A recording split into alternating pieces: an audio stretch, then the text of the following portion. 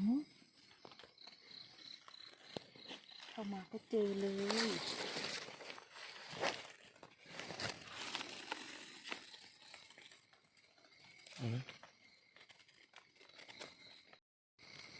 สวัสดีจ้าสวัสดีครับเก็บเห็ดคือเก่าเนาะเก็บเห็ดคือเก่าพี่น้องเข้ามาก็เจอเลยจ้ะ3 ดอก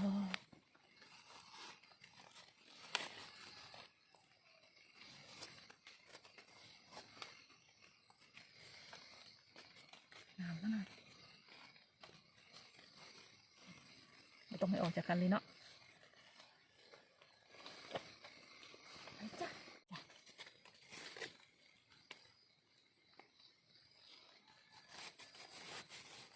จมูกขาว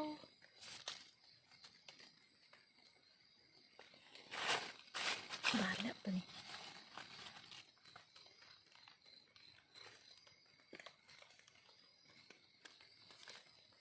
ข้างหลังมีเห็นพี่1 ไข่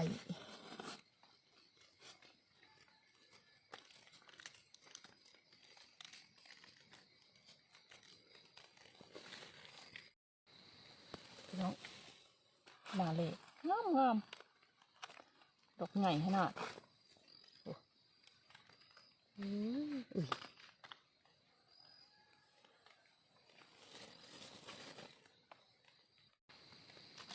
ไข่เห็ดละโง่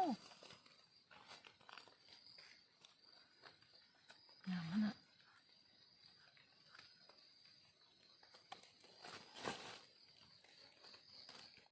เจอไข่เห็ดละโง่เป็นหมู่เลยจ้ะไข่เห็ดละโง่เหลือง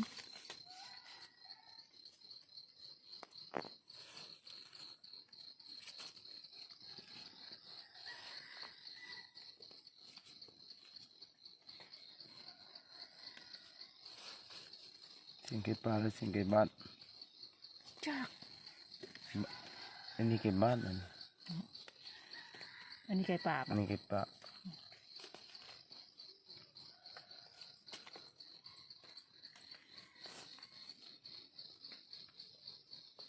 ดูเป็นหลายไข่เนาะ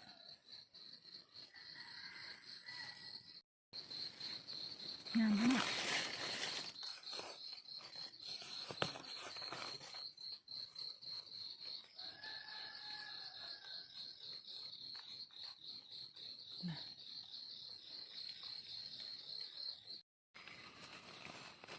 งามมาก ไข่กำลังออกพี่น้อง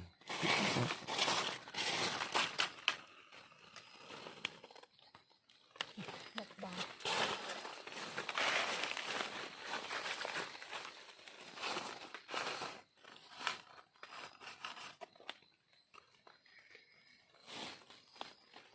ดอกนึงอยู่พี่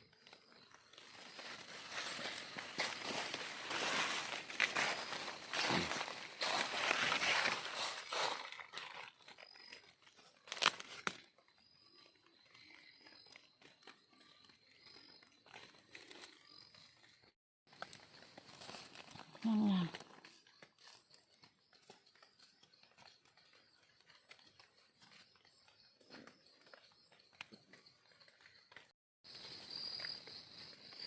เป็นหมูเลยพี่น้อง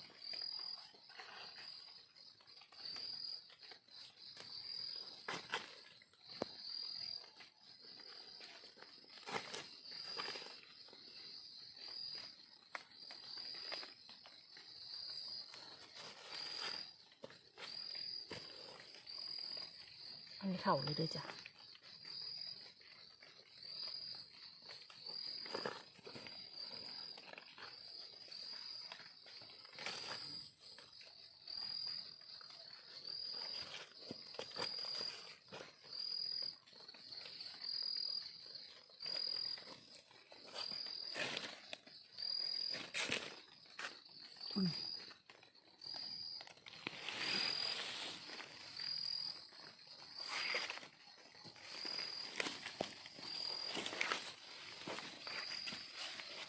ทั้งพี่ก็มีบ่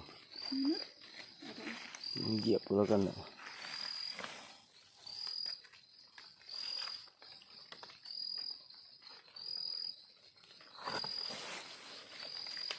หนุน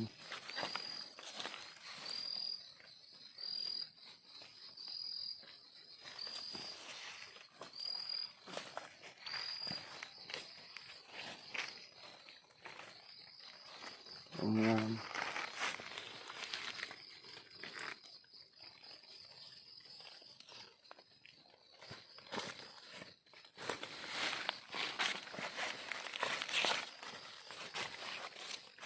มันจะเท่าจ้ะ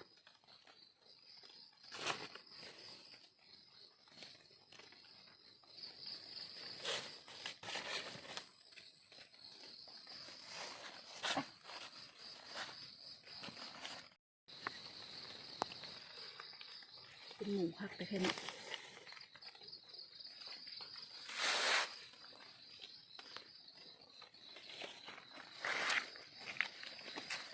เอาทาง เดี๋ยวพี่ก็พี่แบบนี้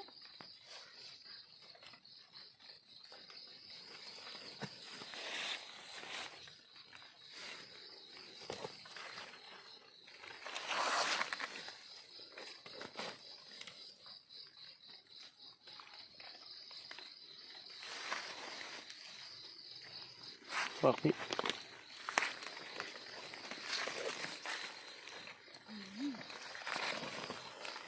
ใหญ่เลย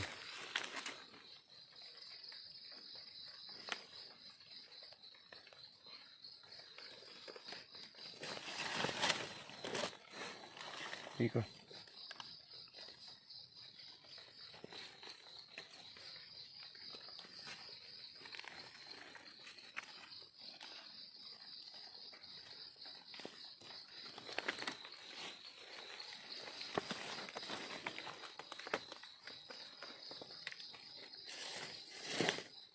เท่าเลยนะ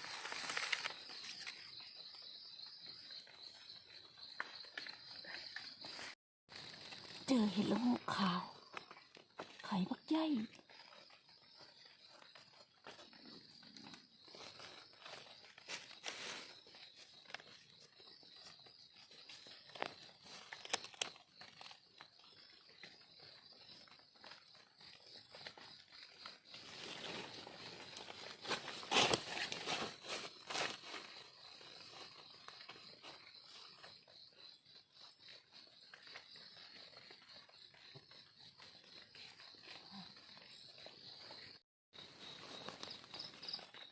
มีไข่เห็ดละโงกเหลืองมาบอกตรงเนาะ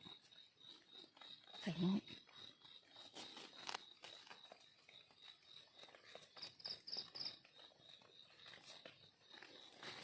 ยาวเลยกำลังสิเห็นดอกปลุปลีขาหักไหมเลยเด็กเนาะเปิดให้เห็นเลย ที่เหลืองเนาะ สีเหลืองก็ที่ลูกขาวไข่มันสีใหญ่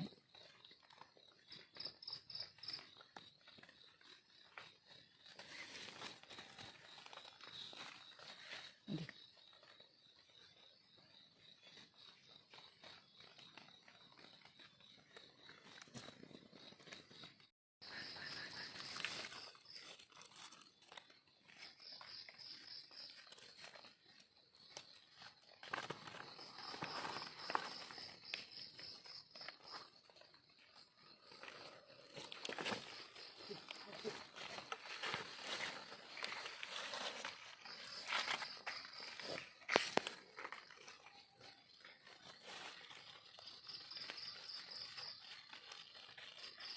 เดี๋ยวฆ่าอีกอ่ะ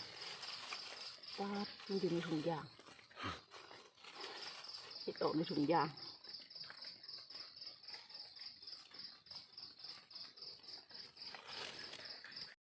จะเป็นหมูใหญ่เลยพี่น้อง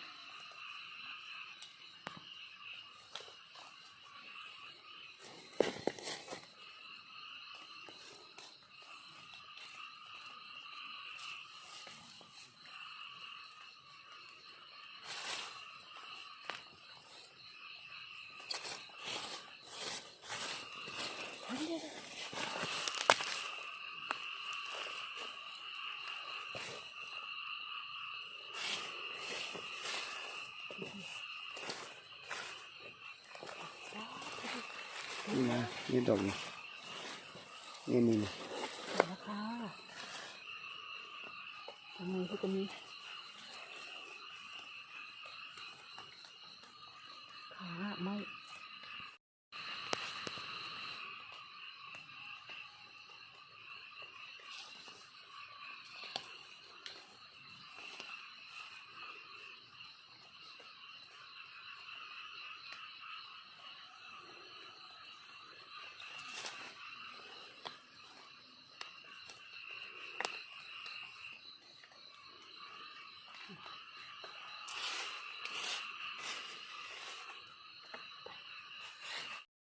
ตั้งอยู่เลยอุ้ย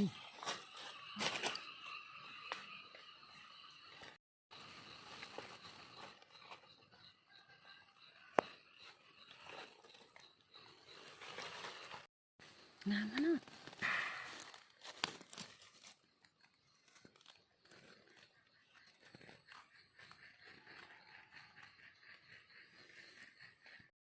ดอกบักใหญ่เลยเปล่าเสาไข่ดึงบุขึ้นโทษทีด้วยจ้ะอะไรทำเสื้อ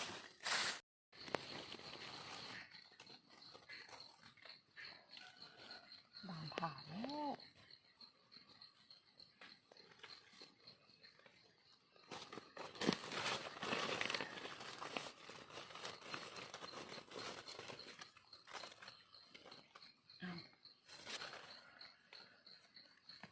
เอา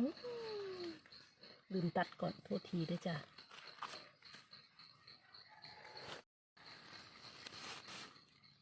ตัดก่อนบ่ได้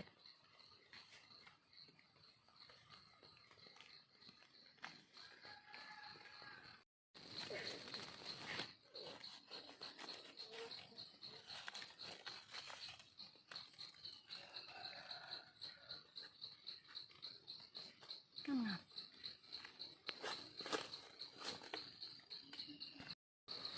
จ้ะเต็มตาดอกบานดอกตูมมีทุกแบบเดี๋ยวคลิปนี้ก็พอแค่นี้ด้วยจ้าฝากกดไลค์กดแชร์กดติดตามในฝากกระเลิงชาแนลในด้วยจ้าสวัสดีจ้า สวัสดีครับ